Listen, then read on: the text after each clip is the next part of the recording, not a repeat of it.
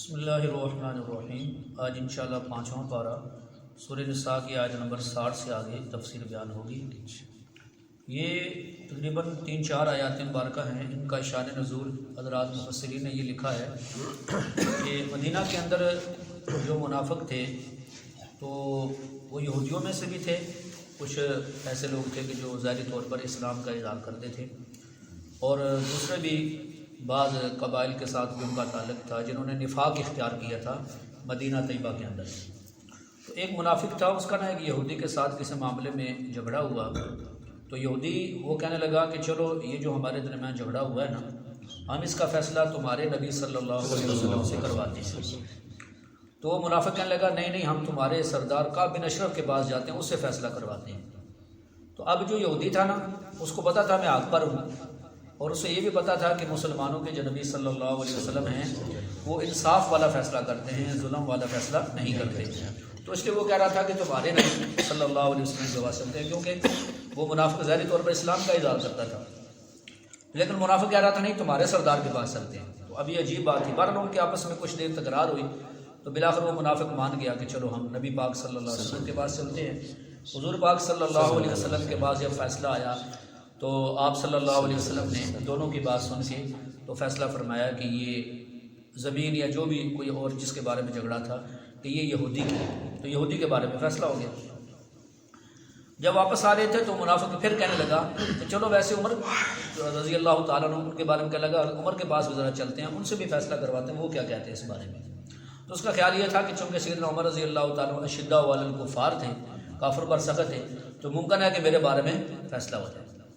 تو جب وہاں پر گئے تو جا کے یہودی نے پہلے بتا دیا کہ اصل میں ہمارے درمیان نبی پاک صلی اللہ علیہ وسلم نے فیصلہ فرما دیا اور میرے حق میں فیصلہ ہوا ہے، اور یہ کہہ رہا تھا کہ چلو عمر سے بھی فیصلہ کروا لیتے ہیں۔ تو آپ نے پوچھا اس منافق سے کہ واقعی نبی علیہ السلام نے فیصلہ فرما دی ہے؟ ہاں جی فرما دی ہے۔ تو آپ نے فرمایا ٹھہرو۔ تو آپ اپنے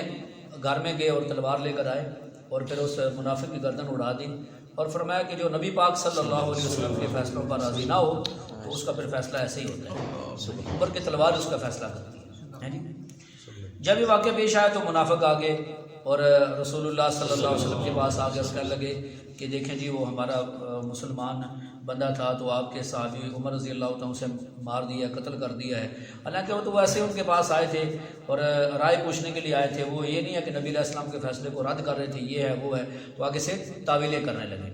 تو اس کے بارے میں یہ آیات مبارکہ نازل ہوئی، تو اصل میں تو یہ ایک خاص واقعے کے بارے میں نازل ہوئی ہیں، لیکن اس میں تمام جو منافقین جن کی یہ عادت ہوتی ہے کہ وہ اللہ اور اس کے رسول صلی اللہ علیہ وسلم کے فیصلوں پر راضی نہیں ہوتے، تو اللہ تعالیٰ نے ان کے بارے میں ان آیات میں ذکر فرمایا ہے جی۔ اور پھر یہ بھی بتایا کہ مومن آدمی کون ہوتا ہے، مسلمان کون ہوتا ہے، مومن آدمی کون ہوتا ہے۔ تو ارشاد فرمایا کہ یہ لوگ ان کا خیال یہ ہے کہ ہم قرآن پاک پر بھی ایمان لائے ہیں اور پہلی کتابوں پر بھی ایمان لائے ہیں، جیسے کہ یہودیوں میں کہ جو منافق تھے ان کا طریقہ کار یہی تھا، وہ یہی کہا کرتے تھے کہ جو ہمارا قرآن پر بھی ایمان ہے اور پہلی کتابوں پر بھی ہمارا ایمان ہے۔ تو اللہ تعالیٰ ارشاد فرماتے ہیں کہ یہ ظاہری طور پر تو یہ کہتے ہیں، لیکن جب فیصلے کی بات آتی ہے، کسی معاملے میں ان کا جھگڑا ہو جاتا ہے، اختلاف ہو جاتا ہے، تو پھر رسول اللہ صلی اللہ علیہ وسلم کی طرف نہیں آتے بلکہ طاغوت کی طرف جاتے ہیں۔ ویسے طاغوت شیطان کو کہتے ہیں، لیکن ہر وہ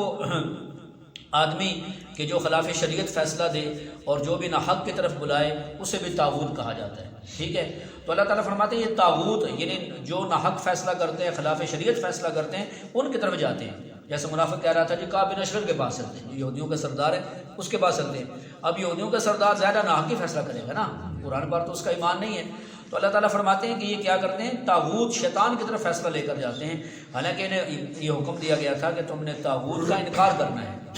شیطان کا بھی انکار کرنا ہے، اور جو شیطان کے طریقے پر چل کر غلط فیصلے دیتے ہیں، ناحق فیصلے دیتے ہیں، ان کا بھی تم نے انکار کرنا ہے۔ یعنی عقیدتاً بھی ان کو نہیں ماننا اور عملی طور پر بھی ان کے پیچھے نہیں چلنا، یہ مطلب ہوتا ہے اس کے انکار کرنے کا، کہ بندہ عقیدتاً بھی ان کو نہ مانے، شیطان کو اور شیطانی فیصلے کرنے والوں کو، اور عملی طور پر بھی ان کے پیچھے نہ چلے۔ تو یہ تمہیں حکم دیا گیا تھا۔ باقی اللہ تعالیٰ فرماتے ہیں جو شیطان کے پیچھے چلتے ہیں طاغوت کے،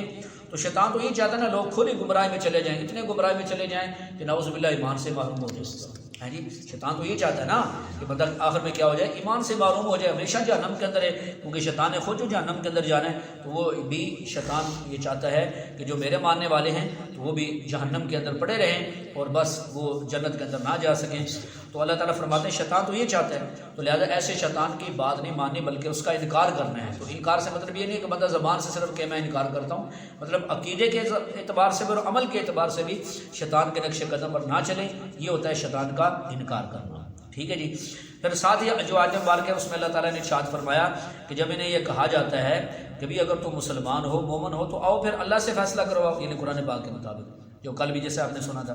اور رسول اللہ صلی اللہ علیہ وسلم کی طرف آؤ، اگر آپ کے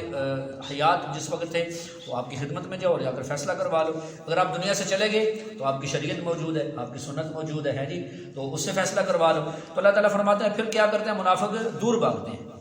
جی، کیا کرتے ہیں پھر دور بھاگتے ہیں، پھر نہیں قریب آتے ہیں جی، کیونکہ انہیں پتا ہوتا ہے کہ قرآن کا فیصلہ وہ بھی برحق ہے، نبی پاک صلی اللہ علیہ وسلم کا فیصلہ وہ بھی برحق ہے، تو وہ چاہتے ہیں فیصلہ ایسا کہ ہم بھی ظالم ہوں نہ حق ہوں، لیکن یہ چاہتے ہیں کہ ہمارے حق میں فیصلہ ہو جائے اور جو ہم چاہتے ہیں اس کے مطابق فیصلہ ہو جائے جی۔ تو فرمایا پھر کیا کرتے ہیں کہ نبی پاک صلی اللہ علیہ وسلم سے، دین سے، قرآن پاک سے پھر دور بھاگنے کی کوشش کرتے ہیں۔ تو یہاں مفسرین نے بڑی پیاری بات لکھی ہے جو سارے درس کا خلاصہ ہے،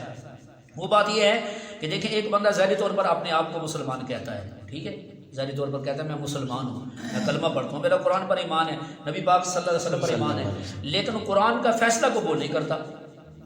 یا رسول اللہ صلی اللہ علیہ وسلم کا فیصلہ قبول نہیں کرتا، شریعت کا فیصلہ قبول نہیں کرتا، فرماتے پھر وہ مسلمان نہیں ہے۔ وہ مسلمان ہے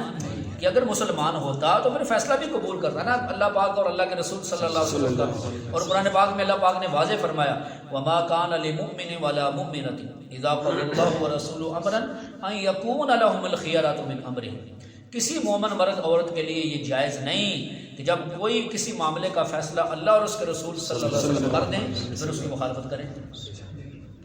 آج ہمارے ملک کے اندر بھی ایک طبقہ ہے جو اپنے آپ کو روشن خیال کہتا ہے، لبرل کہتے ہیں، اور نہ جانے انہوں نے اپنے کیا کیا نام رکھے ہوئے ہیں، جب ان کے سامنے قرآن کا فیصلہ ہے، رسول اللہ صلی اللہ علیہ وسلم کا فیصلہ ہے تو اس کو قبول کرنے کے لیے بالکل تیار نہیں ہوتے ہیں، بلکہ اللہ تعالیٰ معاف کرے بسا اوقات تو قرآن حکم کا مذاق اڑاتے ہیں، نکاح کا مذاق اڑا رہے ہیں، ٹھیک ہے، نماز کا مذاق اڑا رہے ہیں اور کسی چیز کا، اور عجیب عجیب وہ بعض ایسے بھی لوگ ہوتے ہیں جو اپنے آپ کو بہت دانشور سمجھتے ہیں۔ اگر ایک کلپ کسی ساتھی نے بھیجا تو وہ بالکل ایک بوڑھی خاتون ہے اور وہ کسی لوگ بیٹھے ہوئے کافی پتہ نہیں وہ کون سے دانشور ہے اور کون سے نہیں، تو وہ کہہ رہی تھی کہ مولوی تمہیں سارا دن وضو کرواتے رہتے ہیں، اپنے اندر کا وضو کرو، اندر کو صاف کرو ہیں، اپنے اندر کو دھو لو ہیں، اصل وضو یہ ہے۔ تو میں نے کہا یہ نبی پاک صلی اللہ علیہ وسلم سے بھی نعوذ باللہ بڑے دانشور آدمی ہیں، حضور پاک نے خود وضو کا طریقہ بتایا نا، تو نبی پاک صلی اللہ علیہ وسلم وضو فرماتے تھے کہ نہیں؟ فرماتے تھے نا، اور وضو کے طریقہ خود نبی علیہ السلام نے بتایا۔ تو بھئی اندر کا وضو، اندر کی صفائی، اس کا تو کوئی بھی انکار نہیں کرتا، نبی پیغمبر آئے اندر کے لوگوں کی صفائی کرنے کے لیے، لیکن جو ظاہری احکامات ہیں ان پر کون چلے گا ہیں جی؟ تو اس طرح کی باتیں کر کے لوگوں کے ذہنوں سے